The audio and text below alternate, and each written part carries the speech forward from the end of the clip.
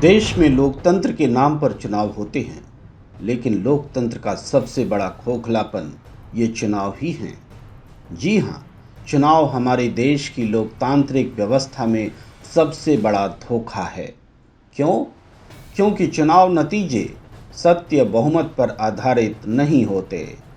झूठे और मनगढ़ंत बहुमत से ही सरकार बनती है। अल्पमत में रहते हुए ही सरकार बन जाती है। आप पूछेंगे कि ऐसा क्यों कह रहे हैं? क्या आपको ही लोकतंत्र की सबसे ज़्यादा समझ है? क्या देश में बीते 75 साल में लोकतंत्र की चिंता करने वाला कोई हुआ ही नहीं? पूछिए, आपका हक है। लेकिन वास्तव में लोकतंत्र की चिंता करने वाला देश में अब तक कोई नहीं हुआ। अगर हुआ होता तो मेरे चंद सवालों के उत्तर ज़रूर मिल जाते। चुनाव संपन्न हो जाने के बाद भी बहुमत किसके पास है, इसका पता क्यों नहीं चलता? सांसद जिनके पास ज्यादा होता है वह सरकार बनाने का दावा करने पहुंच जाता है, भले ही उसके पास मतदाताओं का बहुमत नहीं हो। ऐसा क्यों? सांसदों का बहुमत तो जोड़ तोड़ करके भी बना लिया जा सकता है, लेकिन मतदाताओं का बहुमत जोड़ तोड़ से नहीं जुटाया जा सकता। फिर भी सांसदों का बहुमत सरकार बनाने की शर्त क्यों? चुनाव जनादेश होता है। जनादेश के बावजूद राष्ट्रपति प्रधानमंत्री को नियुक्त क्यों करते हैं? क्या राष्ट्रपति जनादेश से ऊपर हैं?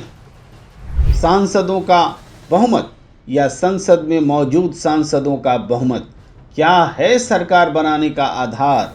और ये आधार तय कैसे हुए, कब हुए, किसने किया? क्यों मतदाताओं के बहुमत की अनदेखी की गई? आज राजनीतिक दल मतदाताओं के पीछे नहीं भागते, क्योंकि उनका बहुमत सरकार बनाने की शर्त नहीं है। वे जाति, धर्म, भाषा, उत्तर दक्षिण के आधार पर जिताऊ उम्मीदवार खोजते हैं। किसी भी तरीके से जीत चाहिए। फिर ऐसे सांसदों को जोड़ने का मादा भी होना चाहिए, तभी सरकार बनाई जा सकती है। फिर चुनाव से पहले और बाद में भी क्यों न संभावित सांसदों के पीछे ही मेहनत की जाए? संकट मोचक बनने वाले सांसदों का समूह तैयार रखिए, सरकार कभी नहीं गिरेगी।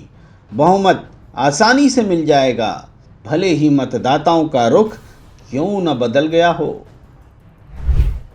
धन बल का प्रयोग जितना चुनाव जीतने में नहीं होता, उससे ज्यादा चुनाव के बाद सांसदों के खरीदने में होता है। सरकार से लाभ लेने वाला उद्योगपति समूह ऐसे मौके पर राजनीतिक सत्ता का प्यारा बन जाता है। उसकी थैली सत्ता बनाने में काम आने लग जाती है। बाद में सरकार की थैली को ही वह अपनी थैली मानने लग जाता है। धनबली और बाहुबली वर्तमान सत्ता के दो मजबूत हाथ हैं। सत्ता के यही दो हाथ सत्ता नशी की और सत्ता के लिए काम आते हैं, और जो लोकतंत्र को कमजोर बनाते हैं। सत्ता और लोकतंत्र एक दूसरे के विरोध में खड़े हो गए हैं, यही चिंता का सबब है। लोकतंत्र के खिलाफ हो गई हैं पार्टियां। लोकतंत्र के विरोध में खड़े होने का मतलब है जनता के खिलाफ खड़े होना। यही बात जनता को समझनी होगी। ऐसे वोट देते रहने का कोई फायदा नहीं है। राजनीतिक दल बारी बारी से आम लोगों को मूर्ख बनाकर सत्ता पर कब्जा करते रहेंगे, मगर सत्ता कभी भी लोक कल्याणकारी नहीं हो पाएगी। सत्ता धन बलियों और बाहुबलियों की गुलाम होकर रह जाएगी। अब तक ऐसा ही होता रहा है, अब स्थिति और भयावह हो चली है। वक्त है कि सत्य बहुमत की ज़रूरत को पहचाना जाए, सत्य बहुमत को मजबूत किया जाए। सत्य बहुमत के बगैर लोकतंत्र वास्तव में लोकतंत्र है ही नहीं।